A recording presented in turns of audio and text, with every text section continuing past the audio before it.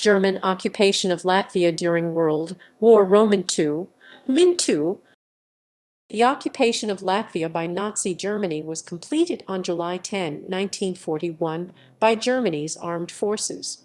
Latvia became a part of Nazi Germany's Reichskommissariat, Ostland, the Province General of Latvia, German, Generalbezirk Lettland. Anyone not racially acceptable or who opposed the German occupation, as well as those who had cooperated with the Soviet Union, were killed or sent to concentration camps in accordance with the Nazi Generalplan Ost. 56. Persecutions.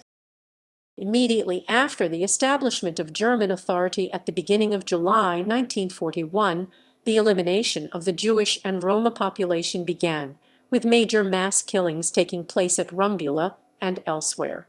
The killings were committed by the Einsatzgruppe A and the Wehrmacht. Latvian collaborators, including the 1,500 members of the Reichskommando, which alone killed around 26,000 Jews and other Latvian members of the SD, were also involved. 30,000 Jews were shot in the autumn of 1941.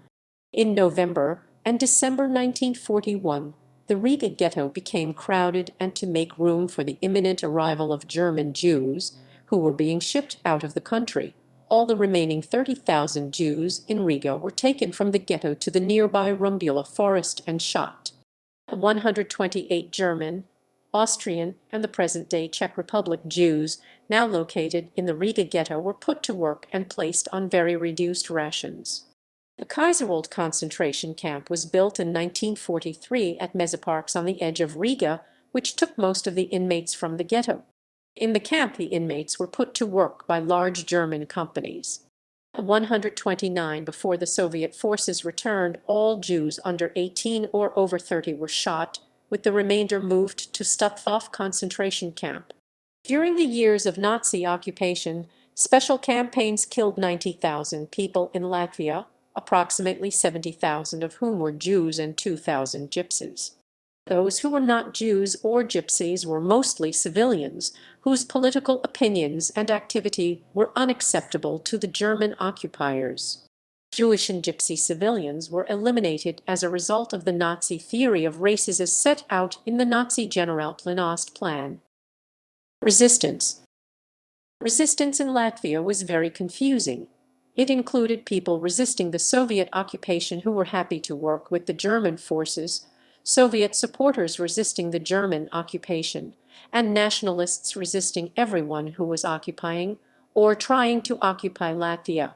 Then there were people who changed their support when the Soviets started arresting and deporting people, many more when the Nazi soldiers started killing Latvians, and others when the Soviet troops returned.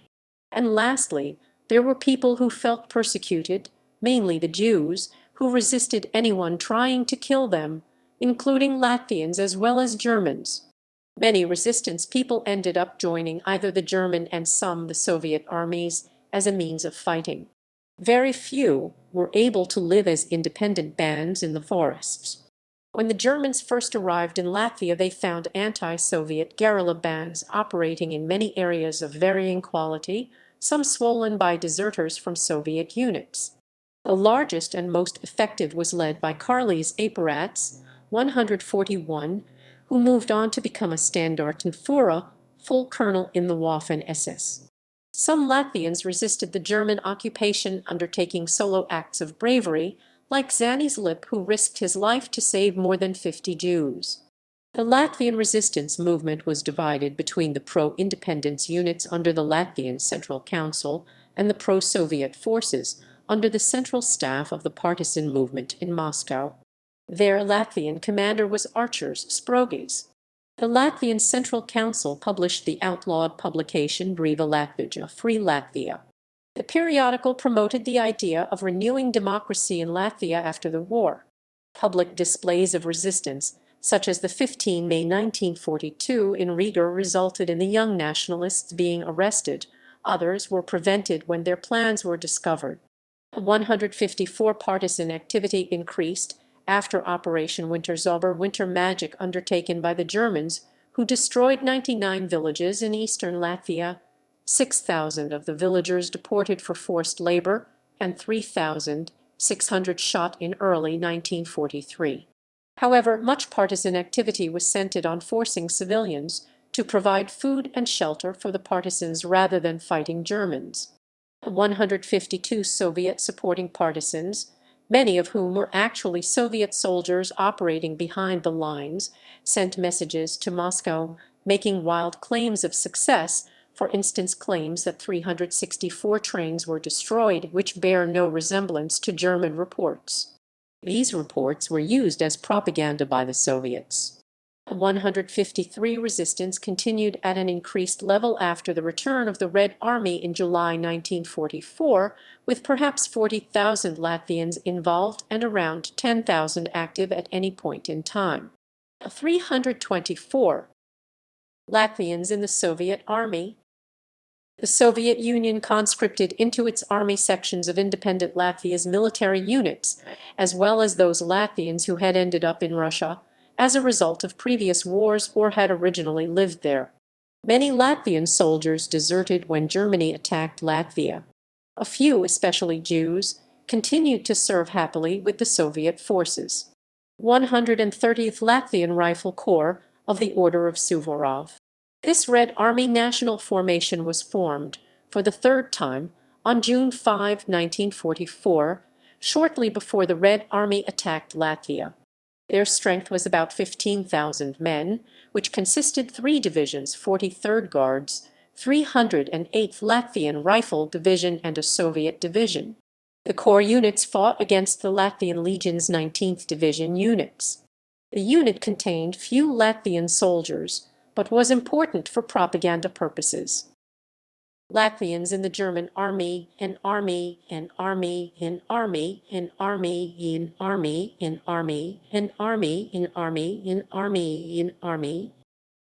Nazi Germany, on arrival in Latvia, looked to recruit Latvian units to act in accordance with the Nazi Generalplan Ost, which required the population of Latvia to be cut by 50%. 56. They quickly located Viktor's Arajs, who was leading a unit that became known as the Arajs Commando. It became infamous for its actions against the Jewish population, such as the burning of the Riga synagogues with people still inside and being active in the Rumbula massacre, the 500 men executing an estimated 26,000 Jews, Gypsies, and others deemed undesirable.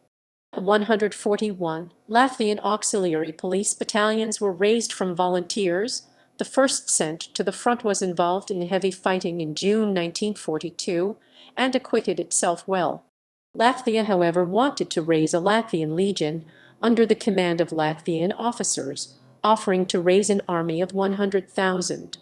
In January 1943, becoming short of troops, Hitler agreed. 143-4 This took away the need to conscript Latvian men, which would have been an illegal act. 144 So was born the 15th Waffen Grenadier Division of the SS 1st Latvian.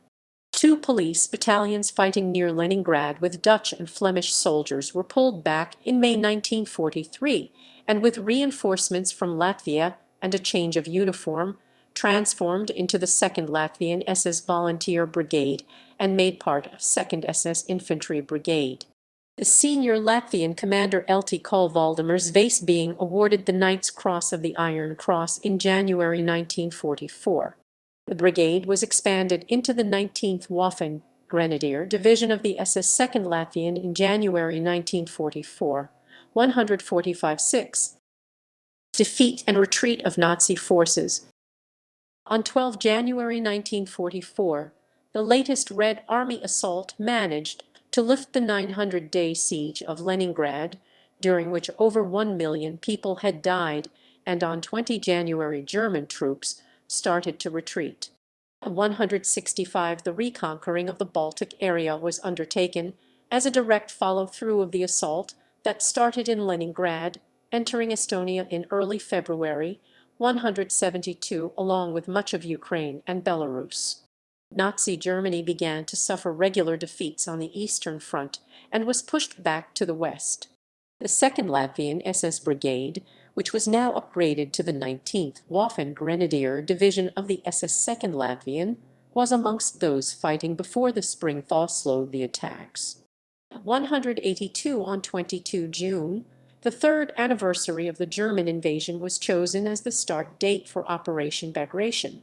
The massive Soviet attack was catastrophic for the German armies, who fell back before the onslaught. It was mid-July 1944 before the Soviet army once again crossed Latvia's pre-war eastern border. The Soviet armies continued westward, leaving sufficient troops to block in the remaining German forces until they attacked on 11 September as a diversion for an attack in Estonia. At 237 on 9 October, Riga was an artillery range of the Red Army. German troops, including the 19th Waffen Grenadier Division of the SS 2nd Latvian under the code name Donner Thunder, withdrew from Riga, destroying bridges as they went. Battles were quite bloody, but by 13 October 1944 the Soviets had recaptured Riga. At 271, by mid-October, the German army, which partly included the Latvian Legion, was besieged in Kurzeme, in the Kurland pocket. Some 200,000 German troops held out in Kurland. They were trapped between the Baltic Sea and the Soviet lines, while the Soviet army concentrated on attacks in East Prussia, Silesia, Pomerania, and ultimately Berlin. Colonel General Heinz Guderian, the chief of the German General Staff, insisted that the troops in Kurland be evacuated by sea and used for the defense of the Reich. However, Hitler refused and ordered the German forces in Kurland to hold out. He believed them necessary to protect German submarine bases along the Baltic coast. On January 15, 1945, Army Group Kurland German Heeresgruppe Kurland was formed under Colonel General Dr. Lothar Renjulik. Until the end of the war, Army Group Kurland, including divisions such as the Latvian Freiwilliger SS Legion, successfully defended the area in which they were besieged. It held out until May 8, 1945, when Colonel General Karl Hilpert, the Army Group's last commander, surrendered to Marshal Leonid Gavorov. At this time, the group consisted of some 31 divisions of varying strength. Approximately 200,000 troops of Army Group Kurland surrendered, including 14,000 Latvian soldiers. 318, they were deported to Soviet prison camps in the east after surrender on 9 May. Many Latvians fled through this battlefield in fishing boats and ships to Sweden and Germany, from where they emigrated to various parts of the world, mostly Australia and North America. Approximately 150,000 Latvians ended up in exile in the West. Aftermath of the Second World War. During World War II, more than 200,000 Latvian soldiers ended up in the rank and file of both occupation forces. Approximately half of them, 100,000, were killed on the battlefield.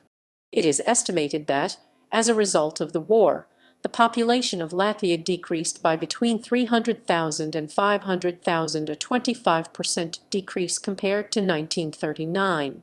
The war also heavily damaged the economy. Many historic cities were destroyed, as well as industry and infrastructure. As of 1940, most Western governments did not recognize the incorporation of Latvia and the other Baltic states into the Soviet Union. The only exception was Sweden, which returned the members of the Latvian Legion, who had ended up in Sweden at the end of the war, to the USSR, and handed the diplomatic representative offices of the Baltic countries in Stockholm to the USSR. After the war, the United States applied the most persistent pressure on the Soviet Union regarding the Baltic states' wish for independence. Throughout the entire period of occupation, the Embassy of Independent Latvia continued to function in Washington, D.C. and London.